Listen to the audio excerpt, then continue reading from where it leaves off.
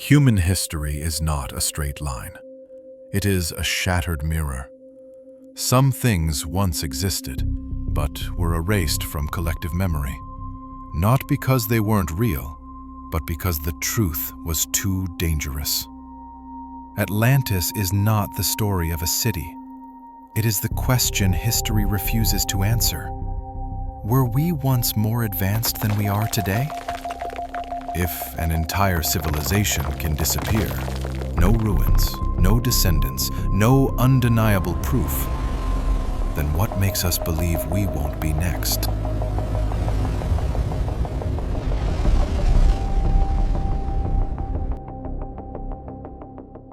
Throughout history, humanity has told countless stories, myths, legends, epics. But there is one kind of story that makes history uncomfortable. Stories not created to entertain, but to argue about truth. Atlantis did not emerge from folklore. It did not come from temples or heroic poems.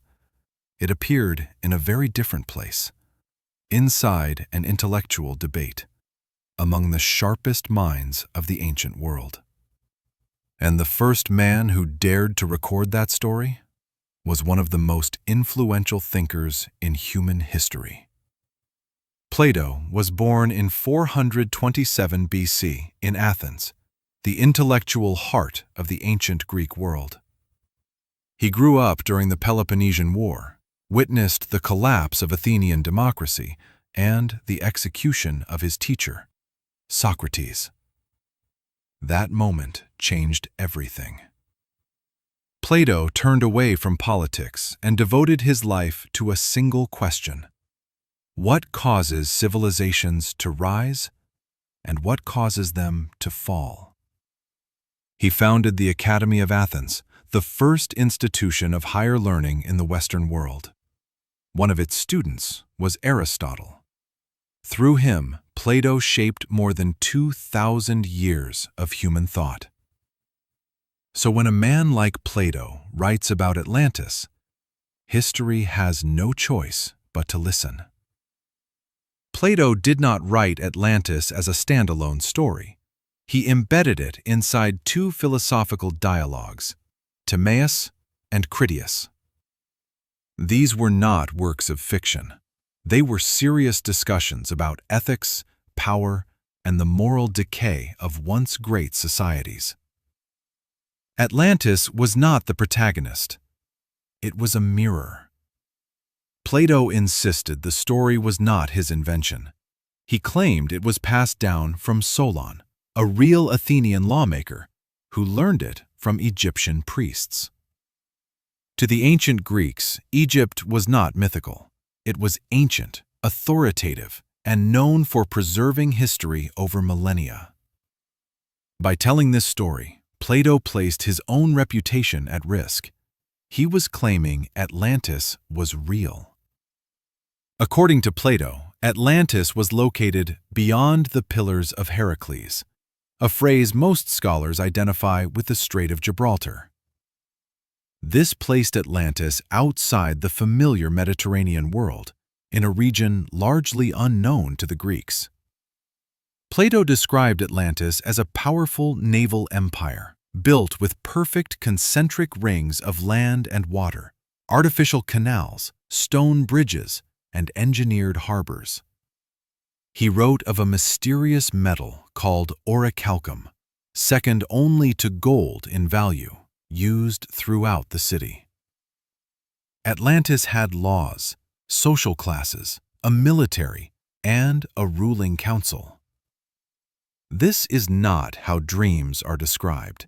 This is how functioning societies are described. No other ancient text describes Atlantis in such detail. This is a fact acknowledged by historians. But another uncomfortable fact remains. Stories of a lost world, destroyed by floods or global catastrophe, appear across civilizations. From Sumer and the Epic of Gilgamesh to Egypt, India, and the ancient Americas. Atlantis may not have been called Atlantis, but the memory of a prehistorical world seems to have survived. The question is not whether Plato lied. The question is, if Atlantis was only fiction, why was it built with the logic of history rather than the language of myth? And if Plato recorded only a fragment of the truth, where is the rest of it?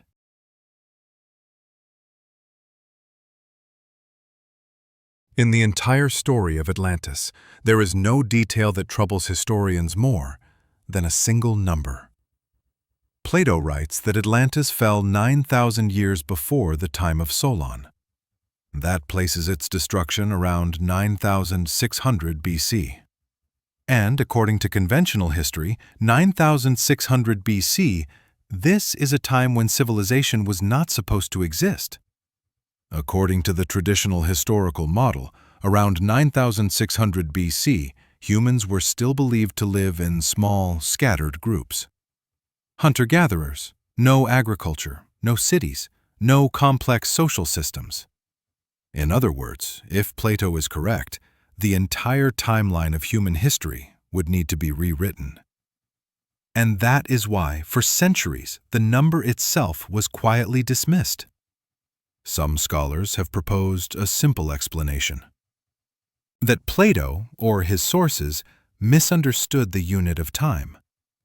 Instead of years, the Egyptian priests may have meant months. If 9,000 months are converted into years, Atlantis would have fallen roughly 750 years before Plato. A far more comfortable date. But there is a problem. Plato is not vague. He explicitly uses the word years, and he repeats the number. A thinker like Plato is unlikely to confuse months with years. We also cannot ignore the source of the story. According to Plato, Atlantis was recorded by ancient Egyptian priests. The Egyptians were obsessed with time. They recorded dynasties, astronomical events, calendars, and historical cycles with remarkable precision. It is difficult to believe that a civilization so meticulous would make a 12-fold error in chronology. The story becomes more interesting when we temporarily set Atlantis aside and look at science. Around 11,700 years ago, the last ice age came to an end. This was not a peaceful transition. Ice melted rapidly, sea levels rose dramatically. The most habitable regions on Earth, coastlines, were swallowed by the ocean. If a civilization existed before this moment, it would not leave clear traces on land. Not because it never existed, but because it was submerged. Most skepticism toward Atlantis does not come from evidence against it. It comes from an assumption that we already know exactly when civilization began. But history is not a precise science. It is a reconstruction built from fragments that survived. And sometimes the most important fragments are the ones lying beneath the ocean. Plato's number is not proof, but it is a signal that suggests there may have been a chapter of human history before history was written. And to find that chapter, we must leave philosophy behind and enter the domain of science. Plato's date does not exist in isolation. When we place 9,600 BC on a scientific timeline, it lands dangerously close to one of the most violent transitions in Earth's recent history. The end of the last ice age. A moment when the world did not slowly change, but broke. The popular image of the ice age ending is misleading. This was not a gentle warming. Massive ice sheets collapsed. Glaciers destabilized. Sea levels rose more than 120 meters. In geological terms, this happened rapidly. Entire coastlines, the most habitable regions on Earth, were erased. Human civilizations do not emerge randomly. They form near water, along rivers, along coasts. During the Ice Age, those coastlines were far wider than today. When the seas rose, they were the first places to disappear. A civilization lost there would not leave ruins on land. It would leave questions. Then comes an anomaly. Around 12,800 years ago, just as the planet was warming, the climate suddenly reversed. Temperatures dropped sharply. Weather systems destabilized. This period is known as the Younger Dryas. One hypothesis suggests a fragmented comet impact. This is not proven, but the evidence is troubling. Nanodiamonds, impact markers, burn layers across continents. Nearly every ancient civilization tells a similar story. A great flood, a destroyed world, a restart. For a long time, this was dismissed as coincidence. Geology suggests something else. Rapid meltwater pulses, megafloods, tsunamis on a continental scale. Atlantis may not be a myth of imagination. It may be a myth of survival. More than 70% of Earth's surface is underwater. Modern archaeology focuses almost entirely on land. If a civilization existed along Ice Age coasts, we are not searching where it died. Sonar mapping has revealed submerged river systems, ancient shorelines, and geometric anomalies. Not proof, but not absence. Plato's account does not demand belief. It demands investigation. Because if a civilization existed before recorded history and was erased by natural catastrophe, Atlantis would not be unique. It would be the first example of something that has happened before. So where would such a civilization have left its final traces? To answer that, we must follow geography. When people ask, where was Atlantis, they usually look for a single point on a map. But that may be the wrong question. Atlantis, according to Plato, was not just a city. It was the center of a maritime empire. So the better question is, which region was once large enough, rich enough, and vulnerable enough to vanish from history? The most widely known hypothesis places Atlantis at Santorini, a volcanic island in the Mediterranean. Around 1600 BC, the Thera volcano erupted catastrophically. It devastated the Minoan civilization, triggered massive tsunamis, and reshaped the entire region. On the surface, this sounds remarkably similar to Plato's account. But there is a serious problem. The timeline does not match. The eruption occurred nearly 8,000 years after Plato's Atlantis. Santorini may represent a small Atlantis, but it is not the Atlantis Plato described. Plato states that Atlantis lay beyond the Pillars of Heracles. Most scholars agree this refers to the Strait of Gibraltar. And immediately beyond it lies the Atlantic Ocean. The Azores archipelago sits in the middle of the Atlantic on a vast volcanic plateau. Some researchers suggest the Azores may be the remaining peaks of a much larger landmass that was submerged as sea levels rose. Seafloor mapping in the region reveals plateaus, steep escarpments, and geometric features that are difficult to explain. But to date, no direct archaeological evidence has been found. Another hypothesis is even more uncomfortable: that Atlantis did not sink beneath the sea, but dried out. Around 10,000 years ago, the Sahara was not a desert. It was a green landscape filled with rivers, lakes, and large human populations. Satellite imagery reveals ancient river systems stretching thousands of kilometers, now buried beneath sand. However, Plato explicitly states that Atlantis sank into the sea. So the Green Sahara may represent a lost civilization, but it does not fully align with Atlantis. No hypothesis is perfect. Each location fits part of the description and contradicts another. For many, this is taken as proof that Atlantis never existed. But history is rarely perfect.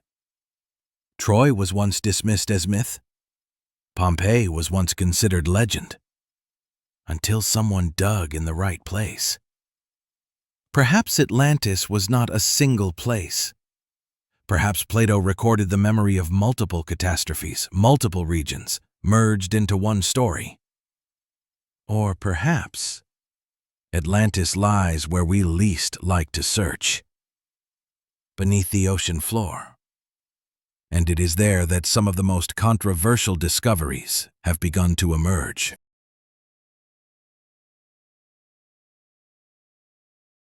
For a long time, the ocean floor was treated as a blank space.